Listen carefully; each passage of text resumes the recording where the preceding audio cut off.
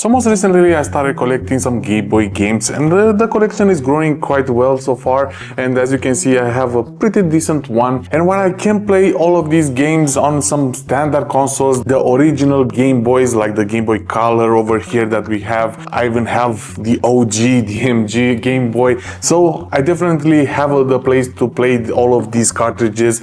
But the thing is that these are standard ones, they aren't modded, so I don't have an IPS screen or an OLED screen or whatever, and I'm not planning on doing that because I like keeping these as they are, especially since it's getting harder and harder to find consoles in this shape. But the experience is not that great. You probably already know about struggling to play these games on a Game Boy, so that's why I decided to purchase something really cool. It's not new, it has been out there for a while, and I've seen a bunch of different videos and people were really recommending getting this, and I had to try it out.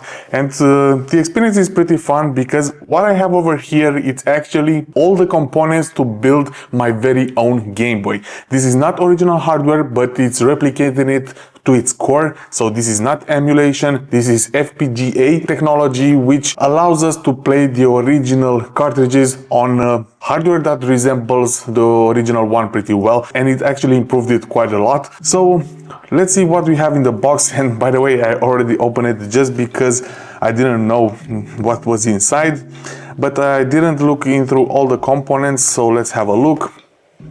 Over here we have a box and we'll look inside in a minute.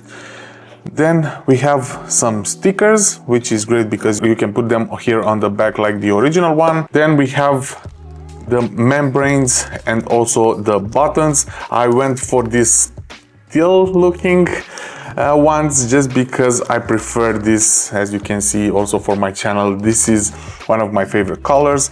And of course we have the case, which we'll open it in a minute, but as you can see it's pretty much in line with the standard, the original Game Boy Color. But we also have this box which should have the core of it all.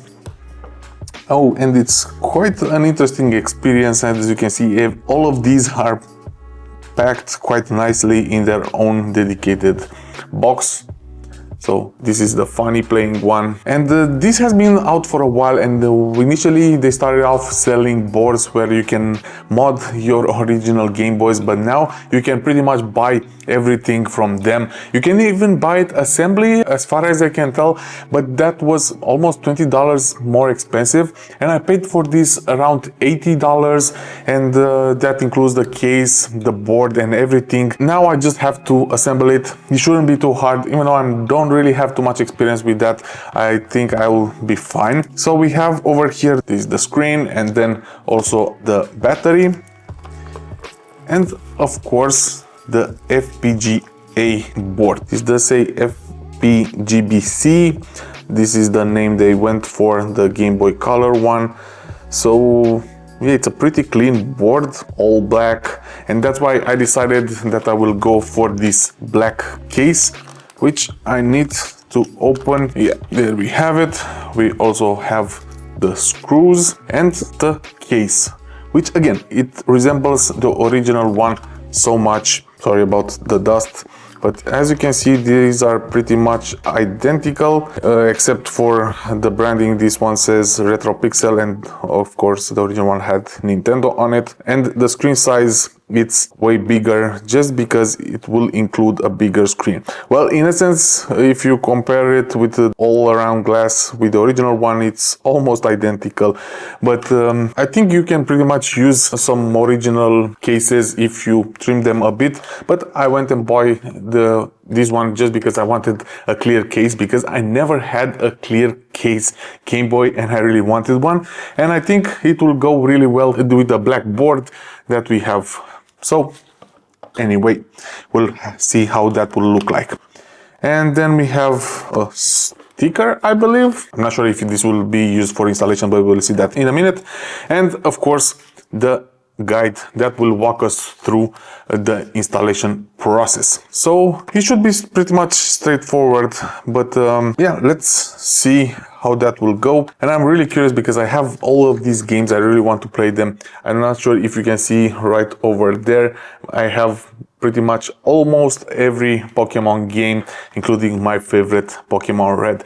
And that's actually how I got the idea of getting this one, because I never played Pokemon Red before or any original Pokemon games, and I really want to beat it and see how the experience is in 2025. So I'll play a lot this game. I'll make a video about it, about my experience, especially from a perspective of a guy who haven't played any of the original games. It's not really nostalgic for me because I never had them when I was a kid, so I will see how that will work like. Anyway, let's clean this up and we will start the installation process. As far as I can tell, they are mentioning that we should test everything before putting it together. So let's go ahead and do that, just to make sure that we're not missing anything and it will work.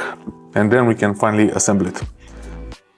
So we have the screen, which should be a pretty decent one. And of course we need the board itself, where we need to plug in this ribbon over here. As I mentioned, I really don't have any experience when it comes to these kind of things. I did make several soldering before, for example, but this isn't soldering in the end, so it should be way easier than that. But yeah, I'm not sure. Hopefully this will go well. And that's why I actually went for the unassembled part, because I wanted to enjoy this experience to its fullest. So, but hopefully I will not do anything wrong here. There we go. The screen should be inserted. And now for the battery. This will go straight.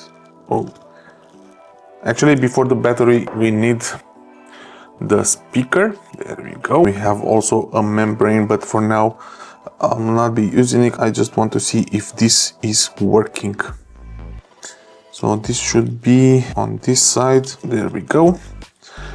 The speaker, it's there. And now we can also insert the battery. Actually, let me use a sponger so I will not mess this up.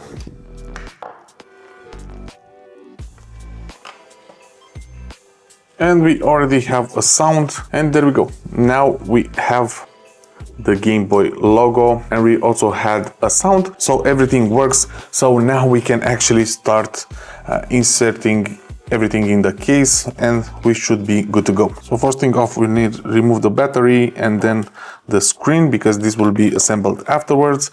The speaker I think we can keep because it will go inside the case. From what I can see, we need to start with the front, then we can add the membrane and also the buttons. It's quite a messy thing.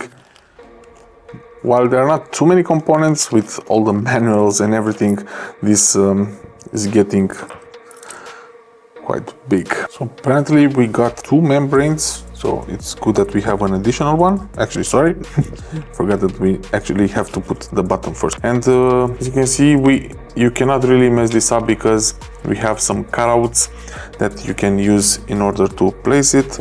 And the membranes, I do believe it doesn't really matter how you position it. It should just work, and there we go. And okay, this is the slider that should be over here, indeed, to turn it on and off. Then we also have this small little piece, which is the air blaster, which I do believe this isn't working, so you can simply put it here, but it doesn't really have a proper role. Then we have the A and B button. A should be the one in the corner, and then we also insert the B button. Just as simple as that. Then we will put the membranes for it. And the last thing, oh, I got worried for a bit. I forgot that this little membrane, it's having the buttons, let's say, directly, so you don't really have an extra one. So you simply put them over here, and it doesn't really matter because start and select are the same. We can finally put the board on top. We need to be careful with the placement of the power switch. There we go. And also the placement of the battery, which I do believe it goes, You can put it however you want, but I see the position of it usually goes like this at a 45-degree angle, but I'll try it. Yeah, there we go. I completely forgot about the membrane. I'm not even sure if I'll even use this one, because it's not clear if the intent is to actually use it or not. But there you go. Whew, it's getting hot over here. Good. So now we have that. And I do believe we need to start using these screws. And I just noticed that in the package you also get a black IR blaster, which I'm not going to use because I already have the teal one, which is more in line with what we have. And now we have unbelievable. I'm not sure if you will be able to see it. And unbelievable.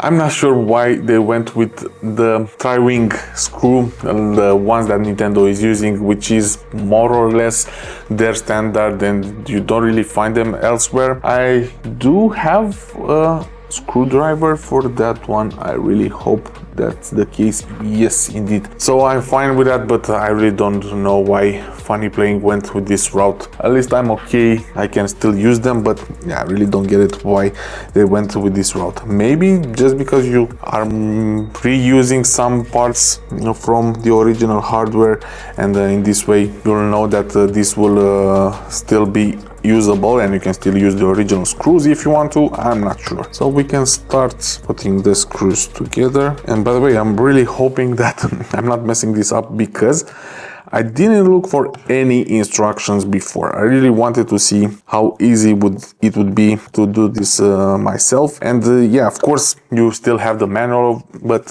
I still wanted to see how hard it is for the missing steps, because what I'm doing now, especially the button placement and all that, is not part of the manual that you get inside the box. But funny enough, now I also see a Phillips screw, so my bad, I didn't really check it properly. And now thinking back, I do believe the tri-wing ones are designed to be placed on the outside, and I used a wrong one. Hopefully I didn't break the case. We'll have to look afterwards. But we need a standard Phillips head for these kind of things, and that one will use to put the two cases together. All right, now that's more like it. And I do think we have around 6 of these, and let's see, on the back we only have, I think I'm messing this up, to be honest. Oh no, we still have 6 screws for the rest of it, but I'm not sure. So these will go here, 1, 2. I may be mistaken, but I'm really not sure how many screws we actually need. Looking at the back of it, we need 1, 2, 6 total for the back case, but there is still one more. Maybe we got an extra one? No, actually no. I think this will go through here. There we go. Everything looks to be in order, and now we can actually put the battery, because it might be easier in this way. But then again, maybe I should put the screen next, just because I don't want to plug it in after putting the battery inside. But the battery should be lasted, I at least know that. So time to plug in the screen, which for me it's the most trickiest part. I'm not sure, but yeah, that should be it. We should be good to go. And then you simply insert it through here. And for some reason it doesn't want to match. There we go. That's more like it. I still need to peel it off, but I'll do that after I plug in the battery, just to make sure that one more time everything is in order. Anyway, the power slider, it's set to off, so we are good from that aspect. And then we can also plug in the battery. How was it? Yeah, in this way. Let's use the sponger one more time. There we go. The battery is also inserted. Let's put the cable inside. The volume rocker still works. I think we can now start using these tri-wing screws and put everything together. So we have 6 of them. We already plugged in too, but I do want to see if everything is working. So let's go ahead and try it out. There you go. We have a screen, we have sound, so everything is in order. So now we can turn it off and finish with the screws. We have 4 left, and then we can also peel on the screen and we should be good to go. Actually, we do have the stickers still, which again are a really nice touch from FunnyPlaying. I really hope I haven't missed anything. And of course, we now have to remove the battery, but just enough to put the final 3 screws. Maybe these were supposed to go still inside and use the shorter one, the Philip heads one, on the battery, but I do think this is working fine. There we go. Plug in the battery, put the cap on, and now one more thing. It's time to put the sticker on the back. Well, stickers, we do have multiple one, even the one that came on the battery cap with the Nintendo number. My models, I'm not sure if it's because, well, this one has an OEM cap, but this one is the original one, and for some reason I still don't have it. I'm not sure how that was. Probably it was only for US, I'm not really sure, but let's put this on. That's more like it. Then we have the serial number, and last but not least, the big sticker. Let's see how this will look like. Perfect, almost. So we can also now remove the double-sided tape from the screen. Why is it this so hard? There we go, one. That was a lot harder than it should have been. And now we insert it once more. A really tight fit, which is perfect. Everything is put together. And one last thing that we need to do is, of course, to peel off this sticker, which I'll try to put on camera. There we go. It's finally done. Look at it. This is my build. I'm not sure what you think about the color scheme, but I wanted a transparent black on black. Well, initially I wanted a white one because I thought it would be more clear so we can see the board even better. But they didn't have it in stock anymore when I made the purchase, and I went with these teal buttons just because I like this color. I think this is the channel's color, unofficial one, because I never had this intent. But and now let's test out this Pokemon Red version, which unfortunately, I did started playing and I had around 9 hours, maybe 10. And for some reason the save went away. Maybe I unplugged it while I was saving. I really don't know what happened. The battery should be fine. And I lost all my saves. I do have 1 hour save somewhere that I can put on this cartridge. But for now, this game has 0 hours played on it. So let's plug it in. And turn it on.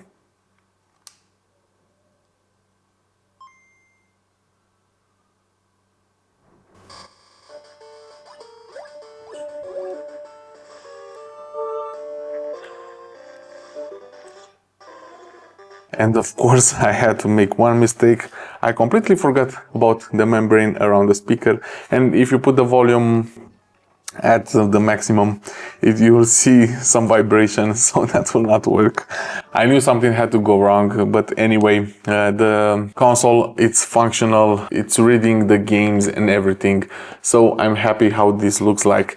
And now comparing it with the original Game Boy, as you can see, this is so much cooler to look at, and I really love how this looks like. Unfortunately, I'll have to put it apart once more and trying to put that membrane back. But anyway, at least I know that it's functional, and yeah, I'm happy with how this looks like. Let me know in the comments what you think. I do still need to make some adjustment to it, because this does have some features on top of the nicer screen that you get, and also, to be fair, it's quite cheaper if you compare it with the original one nowadays. So if you're trying to buy one of these, it can be quite expensive. So modding one of these can be a lot more expensive than going with the FPGA directly. So I don't think you can get better quality for this money. Of course, there are better alternatives out there, especially the analog pocket, more than twice the price of this one. And of course, you can do so much more with that one. You can use emulation. You can even play Game Boy Advance games on that one. But this is Game Boy and Game Boy cartridge alone. But it does have some nice feature. For example, if you press the volume button, then you'll have a menu which will help out with doing some extra changes. You can then go through different versions. For example, the brightness, you can increase it and decrease it from this menu. Of the volume, even though you do have the option right here on the back. Then you can change the core, which is Game Boy and Game Boy Color. I do believe there are some extra ones that you can use, but I need to update. And they also mentioned this in the manual, that you should update your device, because, by the way, this does have USB-C on the bottoms, and also the headphone jack that is still there, so kudos for that. But I need to upgrade this one. And anyway, this isn't a final review. I do want to play around with it for more than a couple of days, maybe some weeks, and I will play some bunch of different games, because, as I said, I already have a big collection. But that's the idea of this modernized Game Boy Color. You can still do different things with it. You have this menu over here, which we will talk about in detail. I just wanted to make this assembly and play around with it and show you guys how easy or hard it is. I do believe it's pretty straightforward, but then again, if you do want to skip this installation part, you can always go with the assembled one. But I don't think spending that extra $20, I believe, it's worth the money. I think this is a good price for around $80. This is quite cool, and it's even cheaper than getting a regular Game Boy Color and then mod it with a nicer screen. This is already so nice, and I really recommend it, at least as a first impression. But then again, I have to play with it a bit more, but so far so good. I like the feel of it. It does really resemble the original Game Boy Color. Even the buttons and the membrane, I think they're almost identical. Of course, there are some differences. You cannot really get the original feel of it, but I do believe this one, it's actually pretty close to it. And especially the size, again, it's almost identical when it comes to that. So it's a pretty cool idea, but again, I'll talk about more in my next video. But for now, I just wanted to do this assembly one, and I hope you enjoyed it. Drop a comment if you have any questions for my next video, and I'll make sure to check it out. But in any case, don't forget that I'll be using this console to play some Pokemon Red, because I really want to see what the hype is all about. This is still considered one of the best franchises in history. I'm a fan of Pokemon, as you can see over here. So I love collecting these. The anime was my childhood cartoon, so I cannot wait to try it out and finally beat one of the original games, and it has to be Pokemon Red. That's it for this video. I'll play around more with this console, and I'll say my final thoughts in the next video. That's it for now. This is Silvio, and this is the Tech Unravel, and I'll catch you in the next one.